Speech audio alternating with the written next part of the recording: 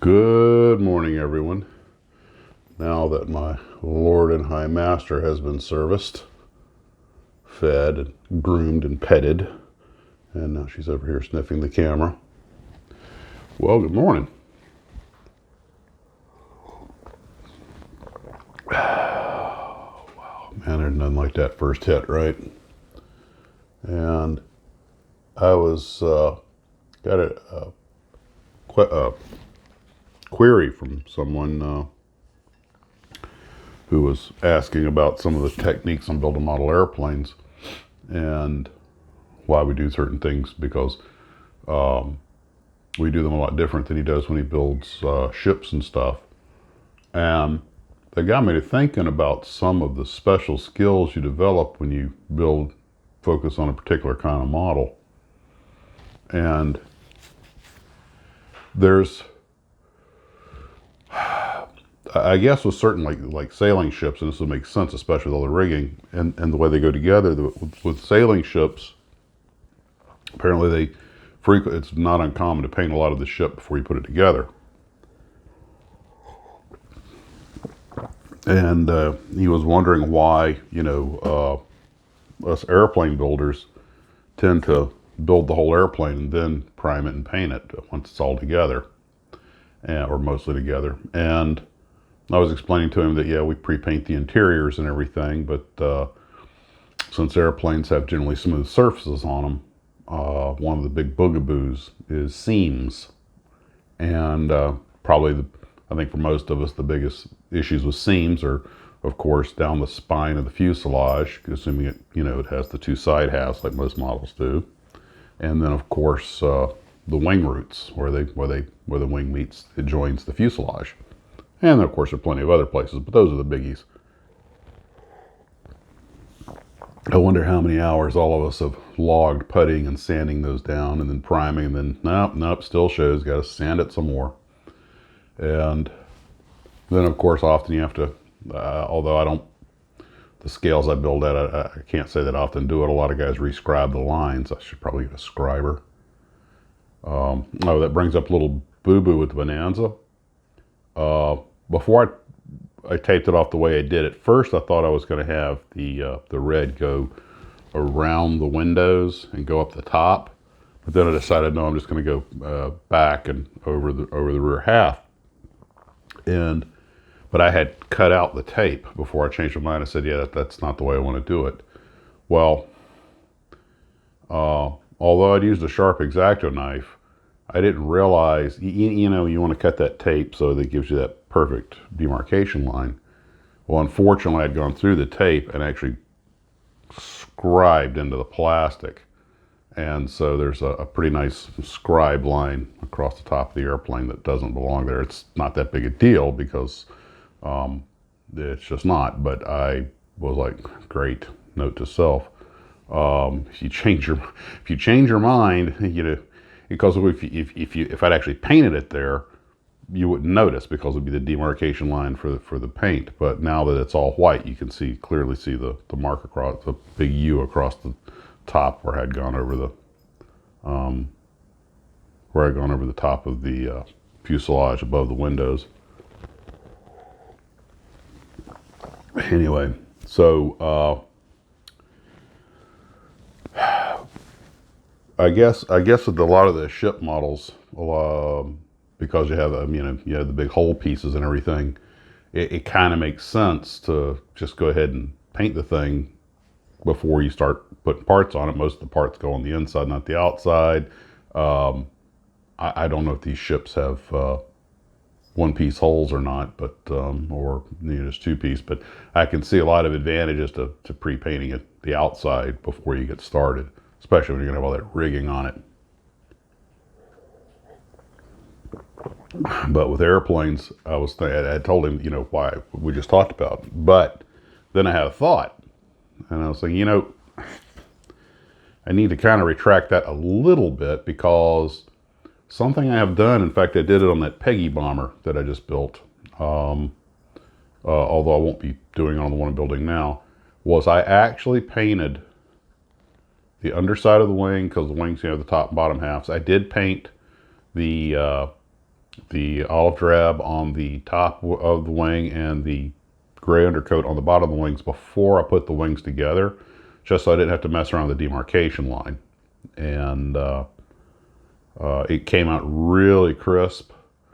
The only kind of, I don't know if I'd call it problem, the only thing about that is it's almost too crisp. You know, those military airplanes, when they would paint the camouflage on top and then the counter shade on bottom, a lot of times there was a slightly feathered edge, which this doesn't have. Now, I've also seen ones that were painted that had a very crisp demarcation line, so it's not like it's wrong. It's just, you know, but of course, a lot of times I go along the leading edge of the wing and chip it up and give it that weather-beaten look. And but the one I'm doing now, the other Peggy that I'm doing, I'm going to just go ahead and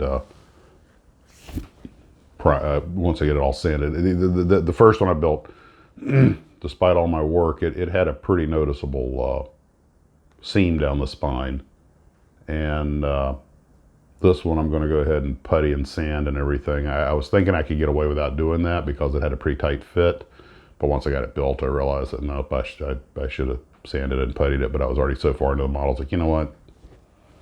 Not a problem. Still looks good. I'm happy with it. And that's the standard for me anyway.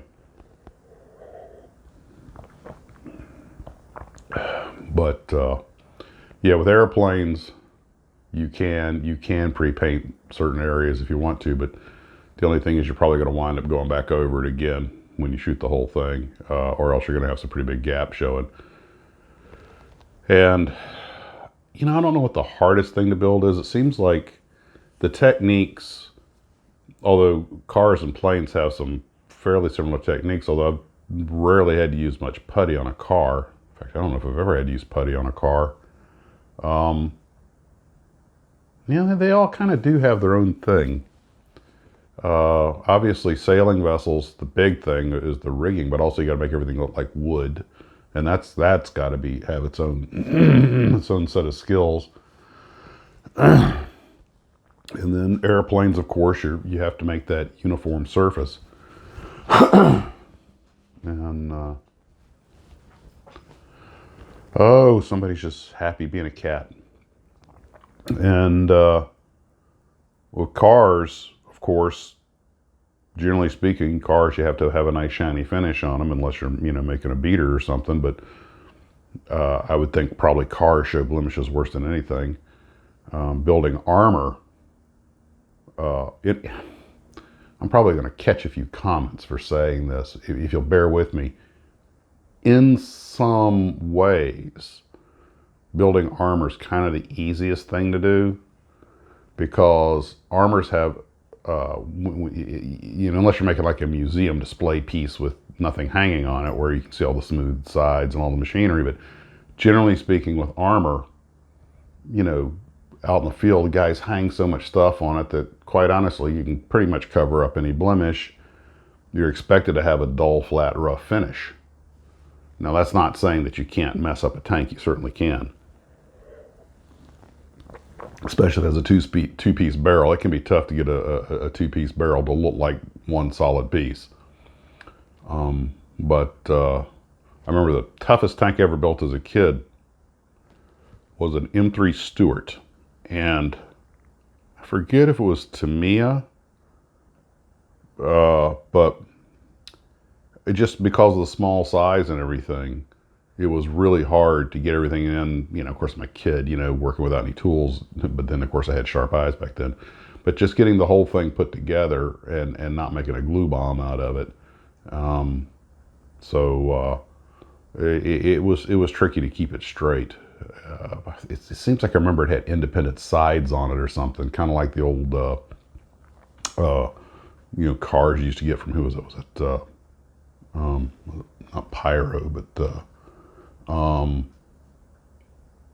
but it was still, you know, being a tank, you sort of saw the rough edges on it and went, well, it's a tank, and it didn't seem out of place. You did it with an airplane, it looks like a disaster. Ships, to me are really tricky just because all the although HMS Amazon went together really well. Airfix can be proud of that kit.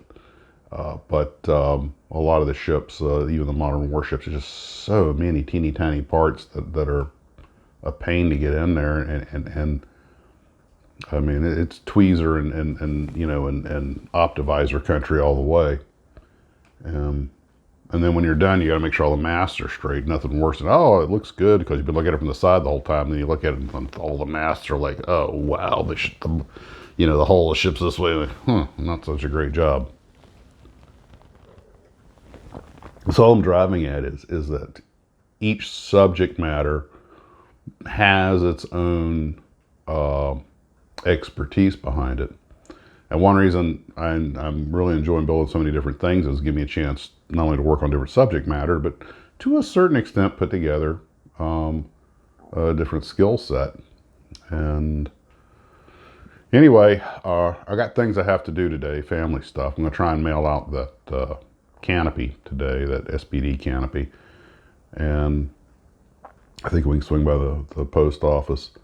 And I'll probably, if I do get to the models today, it probably won't be till tonight. And I've got a lot of video work backed up. I'm just kind of falling behind on that. So I'm getting that little sixth sense itch that I'm about to get the phone call. The balloon's about to go up for training. So I'm feeling the urge to kind of stay as productive as I can. And that's where I am with that. So, because once I get within a week or two of training, it's going to be back in the books. I need to discipline myself. Like my morning ritual should be, you know, get up, take my medicine, make my coffee video, study an hour on the iPad on work stuff, then go build a component for the launch umbilical tower. And once I've had my fun, then once I've done my work, then I can go have my fun and start working on the other stuff. So I think I'm going to try and focus on the bonanza today. If that frog tape worked as well as I hope it did, then pretty much all I got to do at this point is put the wheels on it, prop, decal it, and the antennas, you know, a few little finish up features, and she's pretty much done.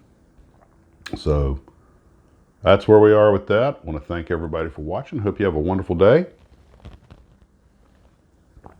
Model on.